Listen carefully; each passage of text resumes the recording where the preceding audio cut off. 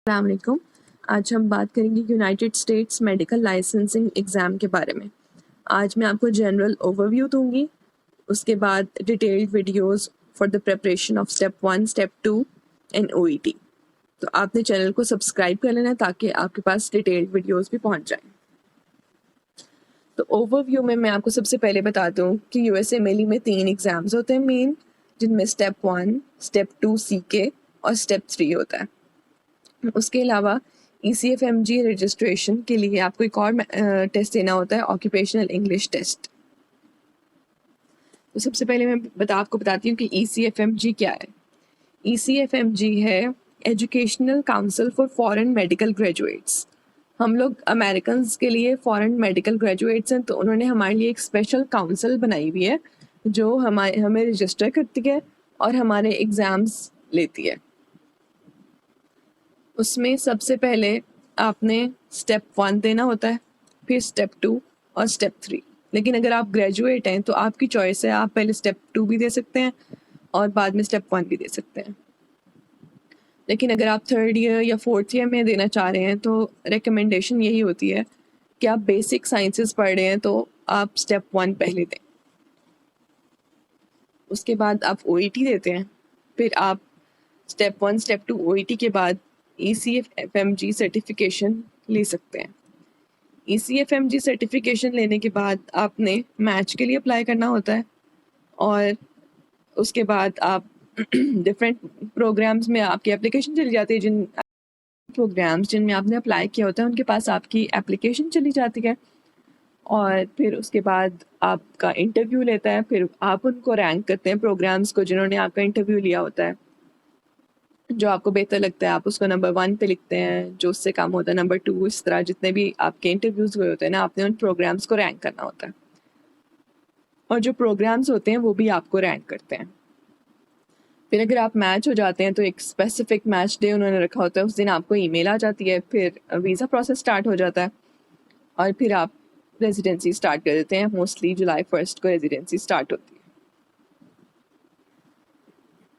तो इस प्रोसेस को स्टार्ट करने के लिए सबसे पहले आपने ECFMG की रजिस्ट्रेशन करवानी है। ECFMG की रजिस्ट्रेशन रजिस्टर करने के बाद उस रजिस्ट्रेशन प्रोसेस में आपको मिलेगा फॉर्म 183। उस फॉर्म को आपने फिल करना है और जो जो रिक्वायरमेंट्स होंगी आप वो पूरे करते जाएंगे तो आपकी एप्लीकेशन पूरी होती जाएगी। उसके बाद एक प्रोसेस होता है उसको नोटराइज करने का। नोटरी कैम की अपॉइंटमेंट आपको मिलेगी। उस अपॉइंटमेंट में आपको एक नोटरी कैम का पर्सन होगा, वो आपसे आपके पासपोर्ट की फ़ोटो या आईडी कार्ड के रियल आईडी कार्ड आपने दिखाना होगा और वो आपकी एक पिक्चर लेंगे। बस इतना सा प्रोसेस होता है, वो आपका फॉर्म नोटराइज हो जाता है। उन्होंने बस कंफर्म करना होता है कि आप रियल पर्सन हैं। जब आपकी ECFMG रजिस्ट्रेशन हो जाएगी, रजिस्ट्रेशन के बाद आप स्टेप 1 या स्टेप 2 जो आपकी मर्ज़ी है वो आप दे सकते हैं। अब आपने स्टेप 1 या स्टेप 2 देने से पहले कि एप्लीकेशन फिल करने से पहले क्या करना है। आपने एप्लीकेशन फिल करने से पहले तैयारी करनी है। जब आपकी तैयारी पूरी हो जाए तो आपने फिर स्टेप 1 की एप्लीकेशन स्टार्ट करनी है। बस इतना टाइम रहे कि आपके पास सारी रिवीजन का टाइम आपके पास अपने बचा लेना और फिर उस टाइम में आपने स्टेप 1 की एप्लीकेशन फिल करना स्टार्ट कर देनी है। स्टेप 2 में भी आपने ऐसे ही करना है, पहले अपनी तैयारी पूरी कर लेनी है। जब आपको लगे कि 1-2 महीने में मेरी सारी रिवीजन हो जाएगी तो आपने एप्लीकेशन फिल करना स्टार्ट कर देनी है। उसके बाद आपने देना है OET। जब ये तीनों एग्ज़ाम्स आपके हो जाएंगे तो आपको ECFMG सर्टिफिकेट मिल जाएगा, जिसका ये मतलब होता है कि आप सर्टिफाइड हैं ECFMG से। आप अमेरिकन मेडिकल ग्रेजुएट्स के इक्वल हैं, आपने सिमिलर एग्ज़ाम्स पास कर लिए हैं और आप अब मैच में अप्लाई कर सकते हैं। स्टेप 1 और स्टेप 2 देने के लिए स्पेसिफिक सेंटर्स होते हैं जिनको कहते हैं प्रोमेट्रिक्स। पाकिस्तान में बस 3 जगह प्रोमेट्रिक है। एक लाहौर सेंटर है और दूसरा सेंटर है हमारे पास इस्लामाबाद, और तीसरा सेंटर है हमारे पास कराची। सिर्फ 3 सेंटर्स हैं वो जो स्टेप 1 और स्टेप 2 हैं वो सिर्फ इन डेजिग्नेटेड प्रोमेट्रिक्स में होते हैं। जो OET है उसके अपने स्पेसिफिक सेंटर्स हैं, वो भी मोस्टली लाहौर, इस्लामाबाद और कराची में ही है। ये तीनों एग्ज़ाम्स जो हैं ये इन्हीं सेंटर्स में होते हैं और इनके अलावा किसी सेंटर में नहीं होते। जब आपकी ECFMG रजिस्ट्रेशन हो जाएगी तो आपने देना है स्टेप 1। स्टेप 1 का प्रेपरेशन टाइम जो होता है वो अराउंड 7 to 10 मंथ्स होता है। अगर आप मेडिकल कॉलेज में हैं, आपका नॉलेज फ्रेश है, तो आपको 5 to 6 मंथ्स भी लग सकते हैं। लेकिन अगर आप ग्रेजुएट हैं और काफ़ी देर हो गई आपको सारे बेसिक्स पढ़े हुए, तो आपको 10 मंथ्स to 1 ईयर भी लग सकता है। अब स्टेप 1 का प्रेपरेशन टाइम इतना है तो उसमें सिलेबस भी इतना ही ज़्यादा है। ऐसा नहीं है कि आप थोड़े दिन पढ़ेंगे और आपका एग्ज़ाम क्लियर हो जाएगा। आपको पूरी मेहनत करनी पड़ती है, सब कुछ अच्छा पढ़ना पड़ता है, तब ही पासिंग स्कोर आता है। इसका पासिंग स्कोर है 196 और इसके टोटल क्वेश्चंस जो है ना उसमें है 40 क्वेश्चंस के 7 ब्लॉक्स, और हर ब्लॉक के लिए आपको मिलता है 1 आवर टाइम। उसके बाद जो टोटल एग्ज़ाम होता है वो होता है 8 आवर्स का। इसमें 7 आवर्स तो हो गए एग्ज़ाम के, और जो 1 आवर होता है वो डिवाइड होता है 2 पार्ट्स में। 15 मिनट्स आपके पास होते हैं ट्यूटोरियल के और 45 मिनट्स आपके पास होता है ब्रेक टाइम। अब जो 15 मिनट्स का ट्यूटोरियल है वो आप स्किप भी कर सकते हैं, क्योंकि वो आप पहले भी देख के जा सकते हैं, उनकी वेबसाइट पे अवेलेबल होता है। जब आप स्किप कर देंगे तो आपकी ब्रेक टाइम में ये टाइम ऐड हो जाएगा और आपकी ब्रेक हो जाएगी 1 आवर की। आप हर ब्लॉक करने के बाद भी ब्रेक ले सकते हैं, या आप 2-3 ब्लॉक करने के बाद जैसा भी है, जैसा भी आपका मूड हो, आप ब्रेक ले सकते हैं। ब्रेक लेके आप बाहर जाना चाहें सेंटर में ही तो आप जा सकते हैं, या आप अपनी सीट पे बैठ के टाइम गुजारना चाहें तो वो भी आप कर सकते हैं। मेन बात रह गई कि स्टेप 1 में कितना स्कोर हमें चाहिए। स्टेप 1 में पासिंग स्कोर है 196। अब जो आपकी स्कोर रिपोर्ट आएगी उसके ऊपर आपका स्कोर नहीं लिखा होगा, उसके ऊपर लिखा होगा पास या फिर फेल। अगर आप फेल होते हैं तो फिर वो आपको बता देते हैं कि आपका स्कोर किस रेंज में है, आप कितने पीछे हैं पासिंग स्कोर से।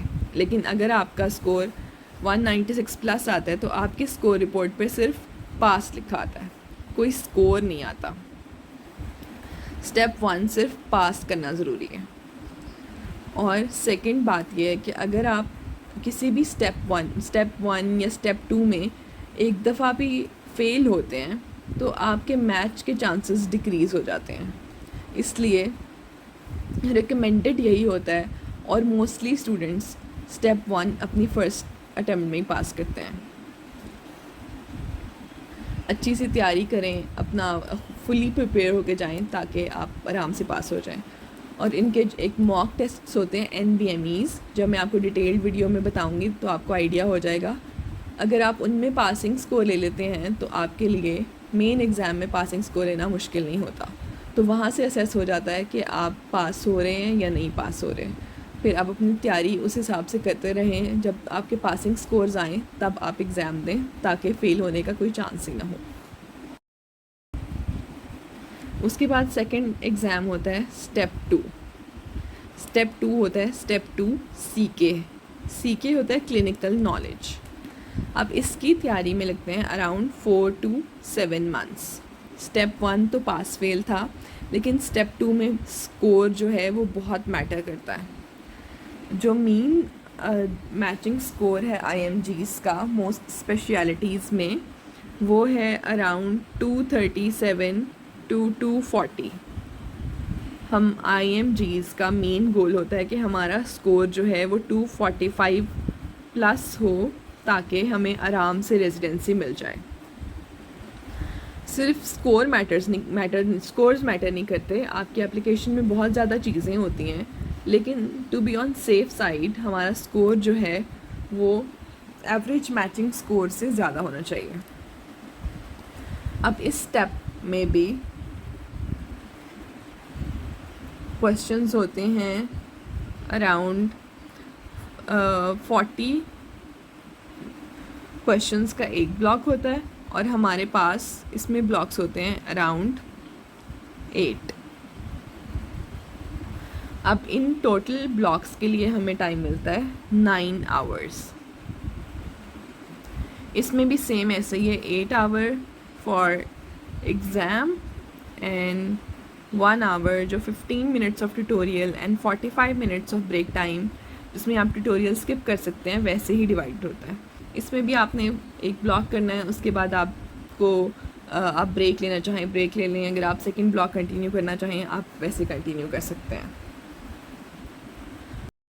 अब हमारा थर्ड टेस्ट आ गया OET। OET है ऑक्यूपेशनल इंग्लिश टेस्ट। इसके 4 सबसेट्स होते हैं, स्पीकिंग, उसके बाद इसमें आता है लिसनिंग, उसके बाद आता है इसमें राइटिंग और फोर्थ होता है रीडिंग।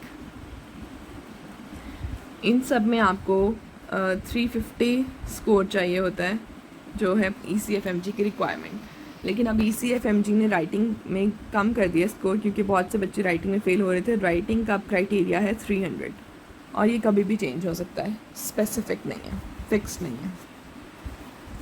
OET के लिए आपको प्रिपरेशन टाइम चाहिए होता है अराउंड 15 to 30 डेज़ मैक्सिमम।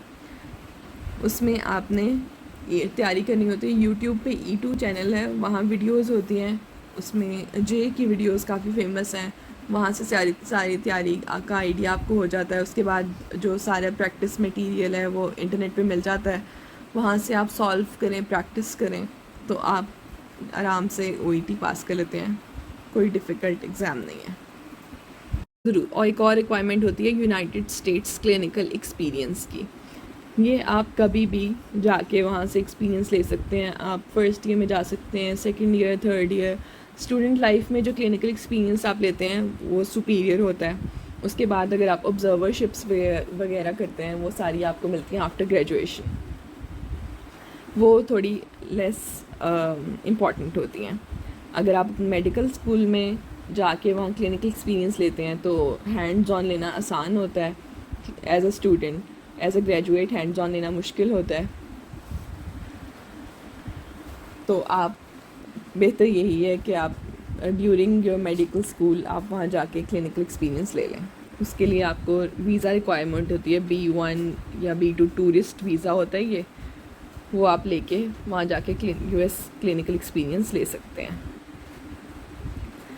जब आप क्लिनिकल एक्सपीरियंस लेंगे तो आपके जो सुपरवाइज़र्स होंगे, जो भी डॉक्टर्स होंगे, अटेंडिंग्स वगैरह, वो आपको देंगे LORs।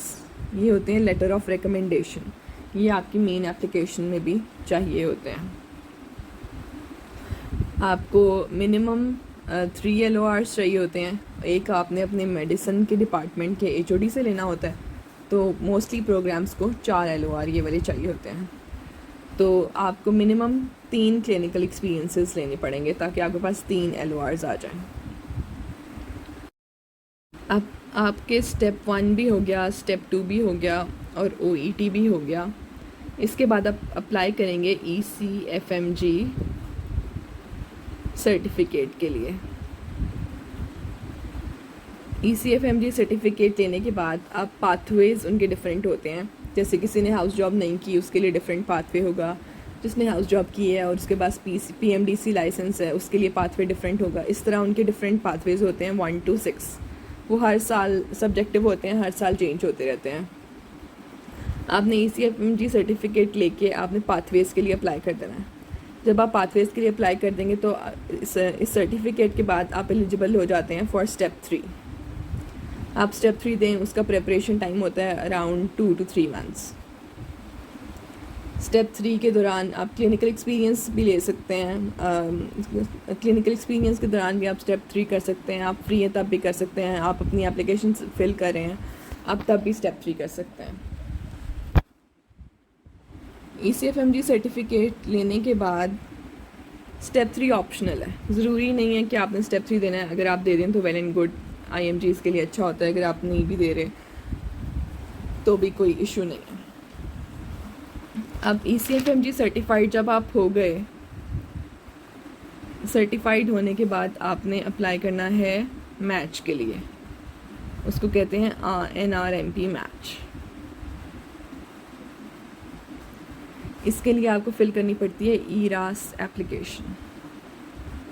ERAS एप्लीकेशन एक बड़ी सी आपकी CV बन जाती है जिसमें डिफरेंट सेक्शंस होते हैं। उसमें जो आपके स्कोर्स होते हैं स्टेप 1, स्टेप 2 के या स्टेप 3 के, आपने अपनी लाइफ के बारे में अपना रीज़न लिखना होता है कि आप ये स्पेशलिटी क्यों चूज़ कर रहे हैं। उसके लिए आप लिखेंगे एक पर्सनल स्टेटमेंट, जो एप्लीकेशन का बहुत इम्पॉर्टेंट पार्ट होता है। उसके बाद आपने लिखने अपने प्रोफेशनल एक्सपीरियंसेस, उसमें आपने जॉब्स की हैं या आपने वैसे कहीं वॉलंटियर किया है, वो आप वॉलंटियर एक्सपीरियंसेस में लिख सकते हैं। आपने अगर कोई रिसर्च की है तो रिसर्च एक्सपीरियंसेस अपने लिख सकते हैं। लेटर ऑफ रिकमेंडेशंस जो आपको क्लिनिकल एक्सपीरियंस से मिले थे। उसके अलावा उसमें मेडिकल स्कूल परफॉर्मेंस इवेल्यूएशन होती है, MSPE, वो आपके मेडिकल कॉलेज ने अपलोड करनी होती है। मेडिकल ट्रांसक्रिप्ट्स वगैरह, ये सारी चीज़ें फिल करके आपकी एक लंबी सी CV बन जाती है। और ये CV उन हॉस्पिटल्स या प्रोग्राम्स के पास जाती है जहाँ जहाँ आपने अप्लाई किया होता है। आपने लिस्ट बनानी होती है, सारे प्रोग्राम्स खोल के देखने होते हैं, या ऑनलाइन जिन्होंने पहले बनाई होती है उनसे भी आप ले सकते हैं कि कौन से प्रोग्राम्स जो हैं वहाँ IMGs ज़्यादा जाते हैं, कौन से प्रोग्राम्स IMG फ्रेंडली हैं। उसमें आपने अराउंड 150 to 200 प्रोग्राम्स में अप्लाई करना होता है। उसके बाद आपको, अगर आप सारी रिक्वायरमेंट्स उस प्रोग्राम की पूरी कर रहे हैं और दे लाइक यू, तो वो सेंड करते हैं आपको इंटरव्यू की कॉल। उसके बाद आपका इंटरव्यू होता है। उसके बाद आप रैंक करते हैं प्रोग्राम्स को और प्रोग्राम्स रैंक करते हैं आपको जिन्होंने आपका इंटरव्यू लिया होता है। उसके बाद अराउंड मार्च मैच का टाइम होता है। आप मैच हो जाते हैं तो आपको ईमेल आ जाती है। उसके बाद आपको नेक्स्ट कुछ दिनों बाद ईमेल आती है कि आप कौन से प्रोग्राम या कौन से हॉस्पिटल में मैच हुए हैं और कौन से स्टेट में मैच हुए हैं। उसके बाद आपका सारा वीज़ा प्रोसेस स्टार्ट हो जाता है। अगर आपने स्टेप 3 नहीं दिया हुआ तो आपका J1 वीज़ा प्रोसेस होता है, और स्टेप 3 दिया होता तो H1B वीज़ा प्रोसेस होता है। मुझे इनके बारे में ज़्यादा इन्फॉर्मेशन नहीं है, बस इतनी सी है वो। बाकी जब आपका स्टार्ट होता है वीज़ा प्रोसेस तो आपका वहाँ रेजिडेंसी स्टार्ट होने से पहले पहले कंप्लीट हो जाता है। ये सारी है मेन जो USMLE एग्ज़ाम देने से रेजिडेंसी तक की सारी चीज़ें। आपके स्कोर्स स्टेप 2 में अच्छे होने चाहिए, स्टेप 3 में आपके स्कोर्स अच्छे होने चाहिए। आप स्टेप 1 में पास हों, OET आपने पास किया हो। उसके अलावा आपके पास अच्छी पर्सनल स्टेटमेंट हो, सारे एक्सपीरियंसेस हों, रिसर्च आपके पास हो, लेटर ऑफ रिकमेंडेशन हो। ये सारी चीज़ें मिला के फिर आप एक अच्छे कैंडिडेट बनते हैं फॉर द मैच। और आपकी मेन कोशिश होनी चाहिए कि आप फ़र्स्ट अटैम्प्ट में एग्ज़ाम्स पास करें, फ़र्स्ट अटैम्प्ट में अच्छे स्कोर लें ताकि आप एलिजिबल हों वहाँ हॉस्पिटल्स के लिए, ताकि आप आराम से मैच हो जाए। हर साल नेशनल रेजिडेंसी मैच प्रोग्राम जो है NRMP, वो अपना डाटा रिलीज़ करते हैं कि हर स्पेशलिटी के लिहाज से कितना मीन स्कोर था। उसमें मीन स्कोर आता है, मेन रिसर्च आर्टिकल्स जितने होते हैं, मेन वॉलंटियर एक्सपीरियंसेस जितने होते हैं, क्लिनिकल एक्सपीरियंसेस मेन जितने होते हैं उस स्पेशलिटी के लिए, उसमें सारा जो डाटा है ना वो आ जाता है। उसमें आप अपना देख लें कि आप जिस स्पेशलिटी में जाना चाह रहे हैं उससे रिलेटेड आपके पास उतनी रिसर्चर्स हैं, उतने क्लिनिकल एक्सपीरियंसेस हैं, उतना आपका मीन स्कोर है कि नहीं है। या आपने अगर अभी स्टेप 2 देना है या रिसर्च वगैरह करनी है तो आप देख लें कि उस स्पेशलिटी में मीन कितना मैच हो रहा है, कितने स्कोर्स वाले मैच हो रहे हैं, कितनी रिसर्चर्स वाले, तो आपके लिए आसानी हो जाती है वो सारा डाटा देख के। ये सारा था ओवरव्यू स्टेप 1 से लेके या ECFMG रजिस्ट्रेशन से लेके मैच तक।